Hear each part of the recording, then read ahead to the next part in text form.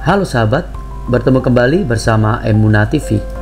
Di dalam video kali ini, Elia Myron akan menjawab pertanyaan dari Muslim, waktu di dunia, Yesus itu sebagai manusia atau sebagai Tuhan. Dalam konteks iman Kristen, Yesus Kristus dipahami sebagai Tuhan sekaligus manusia. Ini adalah inti dari doktrin yang dikenal sebagai inkarnasi dalam teologi Kristen. Yesus sebagai Tuhan, dalam Alkitab, Yesus sering dirujuk sebagai Allah, misalnya dalam Yohanes pasal yang pertama, ayat yang pertama sampai ayat yang ke-14. Di situ menyatakan pada mulanya adalah Firman, Firman itu bersama-sama dengan Allah, dan Firman itu adalah Allah. Firman itu telah menjadi manusia di dalam Yesus.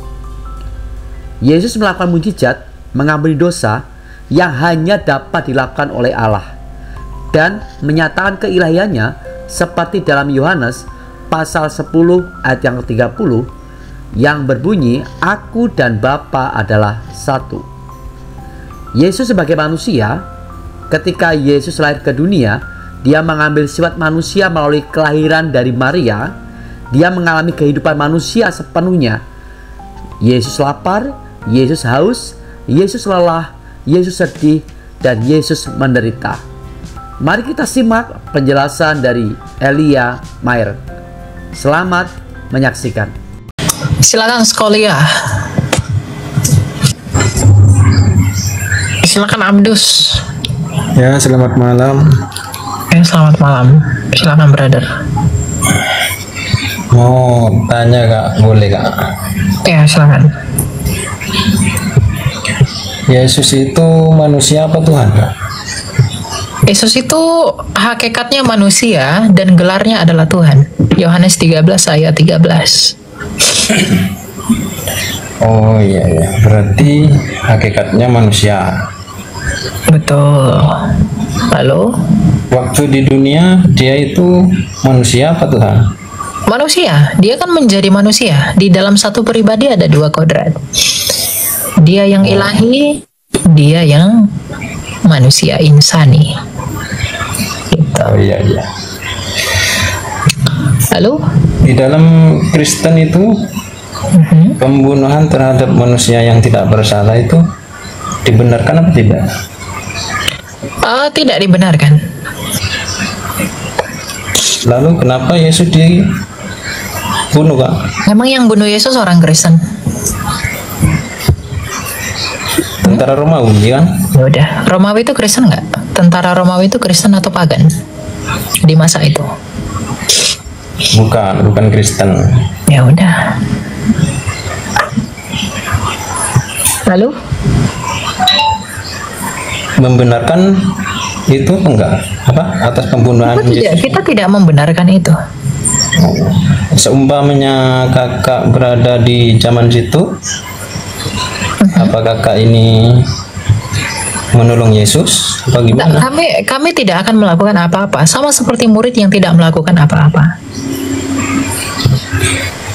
Memangnya di situ pas Yesus disalib apa ada muridnya apa tidak? Oh, ada. Yang memandang Yesus dari salib adalah Yohanes yang dikasihinya bersama dengan Maria ibu Yesus. Murid-murid yang lain melihat dari kejauhan, dari Via Dolorosa. Seperti Markus dan yang lain, 70 murid, bagian yang lain. Gitu. Makanya kan Tuhan Yesus berkata kepada Yohanes bahwa ini adalah ibumu. Untuk berkata kepada Bunda Maria. Gitu. Jadi ada murid di sana dan mereka memang tidak melakukan apa-apa. Karena Tuhan Yesus sendiri yang berkata bahwa anak manusia harus diserahkan, dan murid-murid mengerti bahwa penyaliban Kristus di dalam keadaan dia yang tidak berdosa adalah kehendak Kristus sendiri untuk penggenapan ucapannya sendiri dalam Yohanes 10 ayat 17 bahwa dia menyerahkan nyawanya untuk menerimanya kembali sebagai tanda kasihnya bagi pemberontakan manusia, untuk menggenapi Yesaya 53.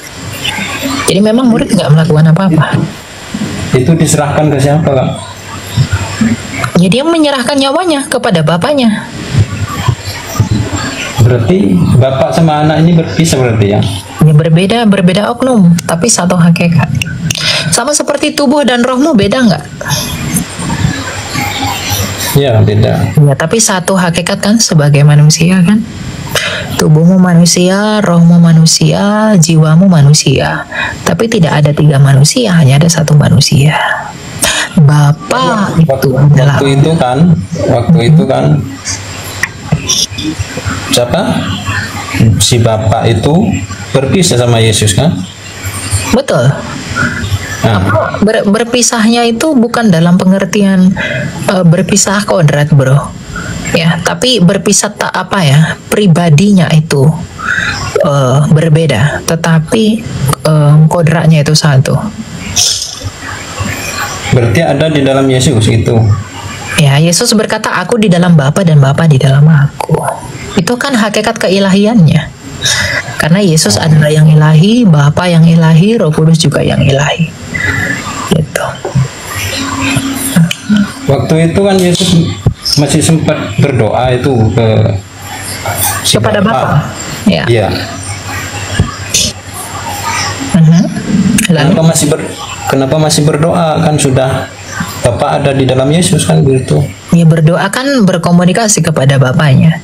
Yang ada di dalam Yesus itu adalah penyertaan Bapa. Esensi yang juga Bapa miliki ada di dalam Kristus. Bukan apa ya? Bukan eksistensinya secara keseluruhan, bukan. Tetapi Bapa itu kan tidak kelihatan. Jadi Yesus itu sedang mendeklarasikan ketaatannya kepada Bapa, karena Bapa lah yang mengkehendaki dia keluar dari dirinya Bapa untuk menyatakan kemuliaan dan melakukan kehendak Bapa sendiri. Gitu. Oh, begitu. Iya. Apalagi yang mau kamu tanya? Itu ya, masih banyak lagi soalnya di bawah yang mau naik. Di waktu Yesus dibaptis itu kan, ada tiga oknum itu, ada si Bapa, Roh Kudus, sama Yesus. Ya. Nah, situ kan ada tiga oknum. Yang mana yang Tuhan itu? Ya, tubuhmu, rohmu, jiwamu, mana yang manusia? Enggak, masalahnya itu kan si Bapak itu ada di surga, ya kan? Bapak itu ada di mana-mana, bro. Iya kan, waktu pembaptisan Yesus, waktu Yesus dibaptis, di Bapak ada di surga, ya kan? Terus si Roh ada di awan-awan, ya, ada di awan-awan berupa burung Jangan merpati, ngarang, ya. jangan ngarang. Enggak, itu ada di Alkitab Sanggan. Enggak ada dikatakan di awan-awan. Roh itu dalam eksistensi roh itu di apa ya? Dimanifestasikan dalam kehadiran burung merpati ketika Yesus sedang dibaptis, dan ada suara yang datang dari surga, itu suaranya Sang Bapa. Dan ada Yesus yang sedang dibaptiskan di Sungai Yordan. Bapa, firmannya Bapa yaitu Yesus, dan rohnya Bapa yaitu Roh Kudus itu satu. Dan itu hidup. Jadi kalau kamu tanya mana yang Tuhan, ya itu ketiganya adalah Tuhan. Karena apa? Karena kalau Bapa itu Tuhan, maka firmannya Bapa dan rohnya Bapa pasti Tuhan. Sama seperti kamu. Kalau kamu itu direktur, maka firmanmu dan rohmu pastilah direktur. Tapi apakah ada 3 direktur? Hanya ada 1 direktur. Nah, Yesus itu adalah firmannya Bapa, Yohanes 1 ayat 1. Dan menjadi manusia, Yohanes 1 ayat 14. Roh Kudus adalah rohnya Bapa, Ayub 33 ayat 4. Jadi kalau Bapa adalah Tuhan, maka firmannya, akal budinya Bapa sendiri pastilah Tuhan, yaitu Yesus. Dan rohnya Bapa, yaitu Roh Kudus, pastilah Tuhan, karena Bapa adalah Tuhan. Gitu loh. Tapi tidak ada 3 Tuhan, hanya ada 1 Tuhan. Karena Trinitas itu adalah tentang kebagaimanaan Allah, bukan tentang keberapaan Allah. Gitu. Jadi itu sistema apa ya? Penjabaran sistematika kebagaimanaan Allah. Gitu ya. Yesus memiliki 2 sifat dalam satu pribadi, sifat ilahi dan sifat manusiawi. Ini berarti bahwa sebagai Tuhan, Yesus memiliki kuasa atas segala sesuatu. Dan sebagai manusia, Dia dapat memahami dan mengalami kelemahan manusia. Di dalam Filipi pasal yang kedua, ayat yang ke-6 dan ke-7, demikian firman Tuhan, yang walaupun dalam rupa Allah, tidak menganggap kesetaraan dengan Allah itu sebagai milik yang harus dipertahankan, melainkan telah mengosongkan dirinya sendiri dan mengambil rupa seorang hamba dan menjadi sama dengan manusia. Kesimpulannya adalah, dalam masa hidupnya di dalam dunia, Yesus adalah Tuhan yang menjadi manusia, menjalani kehidupan manusia, tetapi tetap tanpa dosa. Ini dilakukan untuk menyelamatkan manusia melalui kematian dan kebangkitannya.